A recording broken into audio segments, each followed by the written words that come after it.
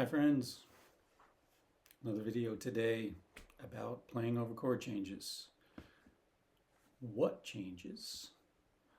The idea today is to look at a method that I use to help determine chord scales to play over any given chord and to look at the relationship from one to the next and to really understand what actually changes from one chord to the next.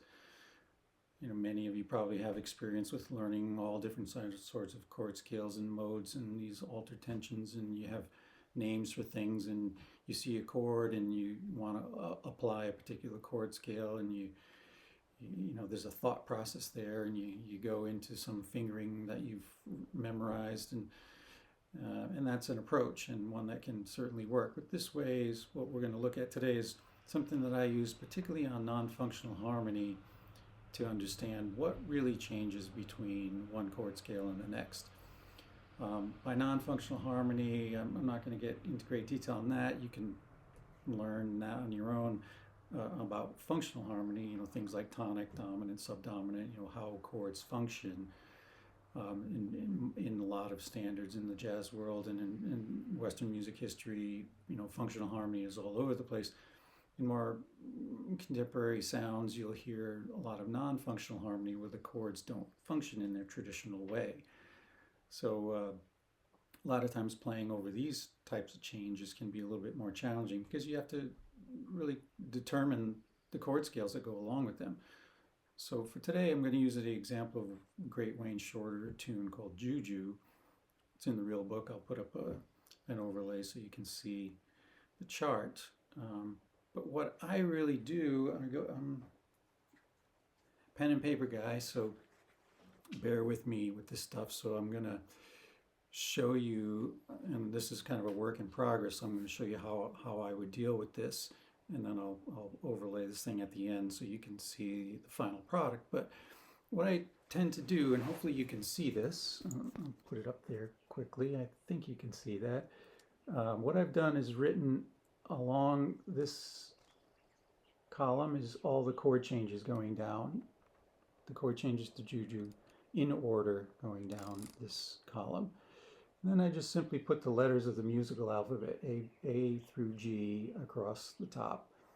And in the grid, I'm putting the notes of each chord. So for example, the first chord is B augmented seventh. The B is the root. Sorry for this mess. B is the root, D sharp is the third, G is the augmented fifth, and A is the flatted seventh.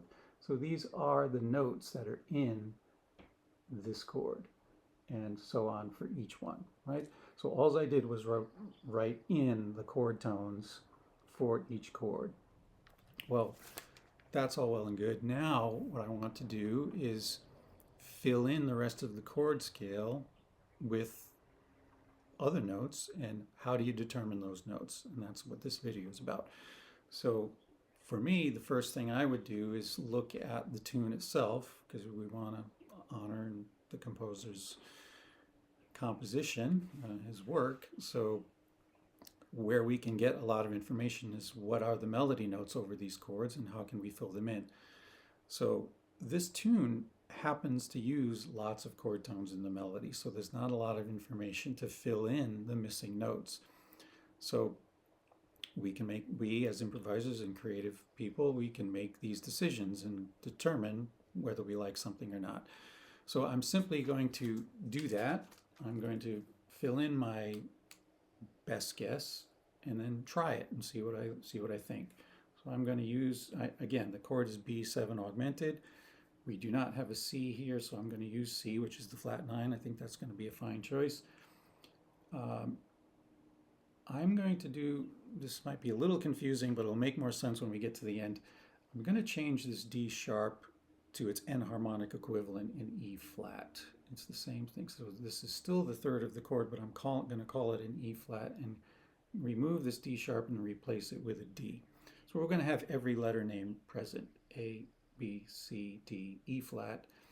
And I'm going to go with, even though it's an augmented chord, G is that equivalent. A lot of people might think, I'll play a whole tone scale over this, but I'm going to go with the natural fifth here. So we've got the natural fifth, the flat 13, and let's see what that sounds like. So I'm going to play a B7 augmented chord. I'm going to play the notes that I just wrote down: A, B, C, D, E flat, F sharp. I wrote F. I meant to say F sharp, the natural fifth. F sharp and G. So those notes sound fine to me over this B7 augmented chord. So continuing that same thing, I'm going to go through all of these chords and fill in the chord scale. Again, looking at the melody of the tune, and if there is more information in there, I'll fill that in, and if there is not, I'll make my own decisions. So there is over the B flat augmented seventh, there is a C in the melody, so I'll leave that there.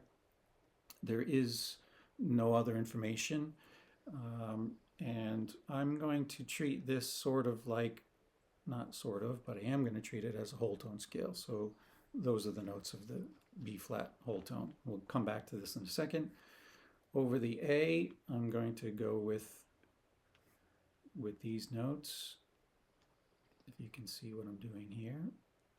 So we've got an A7 chord. There's only chord tones in the melody. I'm filling in some of the other note choices, and I happen to choose these. I'm gonna check them. So we'll see if they work. So I've got an A7 chord. I know I've got an A, a B, a C sharp, a D, just a Mixolydian mode.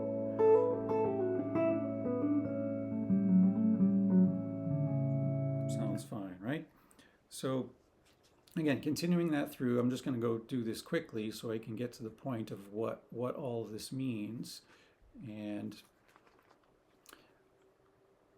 I'll explain that in a second. I'm filling in these chord tones, and I know it's probably going to cause a little bit of confusion of why you're making these choices. Well, I didn't want to take you through the drudgery of every single one, but so I've thought about this a little bit, experimented it up front, but the point of this whole exercise is to start looking at what really changes between them. So I'm going to pull out a few examples, and hopefully that will make a little bit more sense. Here's the final list, which again, I'll overlay it later so you can see it a little bit better. But really, the point being is now we have something to look at, to say, okay, when I move from one chord to the next, what actually changes? Like, let's take a look at A flat 7. Here's the A flat major 7. Here's the notes of the chord scale that I chose, which is an A flat Lydian scale. Now, what changes between that and E minor 7? Well, the A flat moves to A, the B flat moves to B, but there's a lot of common tones here. See the C, the D, the F, and the G, they're the same.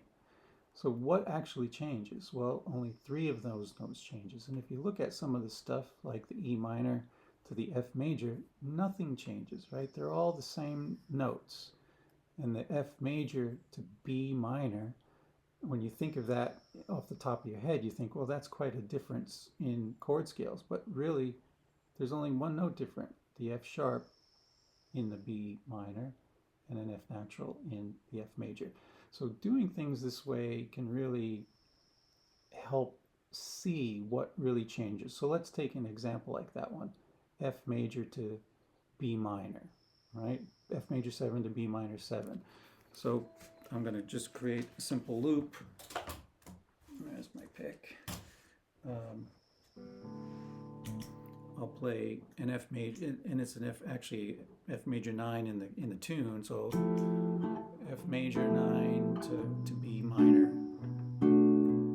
So I've got my F major 9 to B minor loop, and I'm just going to now play over the top of that, emphasizing that one change. The only note different is the F natural moves to an F sharp.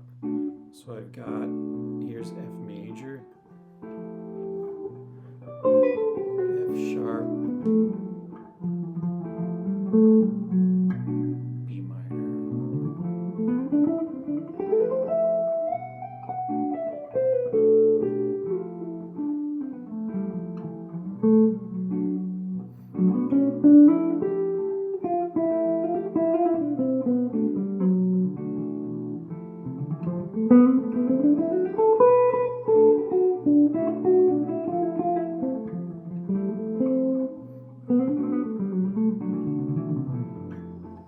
Okay, so something like that, right? So, see, the idea again being taking a look at every single change, one chord to the next, what really changed, and then focusing on that particular change. And doing it this way can really, at least for me, it gives me a more clear understanding of how I want to shape my lines, what we can get from one chord to the next, where the emphasis should be, and doing these loops, like just looping a couple chords back and forth to get that under your fingers before you play over the whole tune.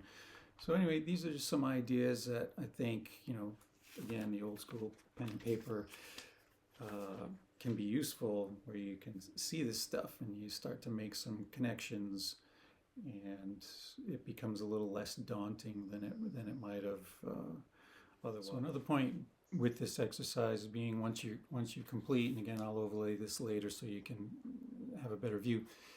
Take a look now. If you just look at the chords that are in the tune, and you just think about these for a minute, there's quite a lot of potential chromaticism there.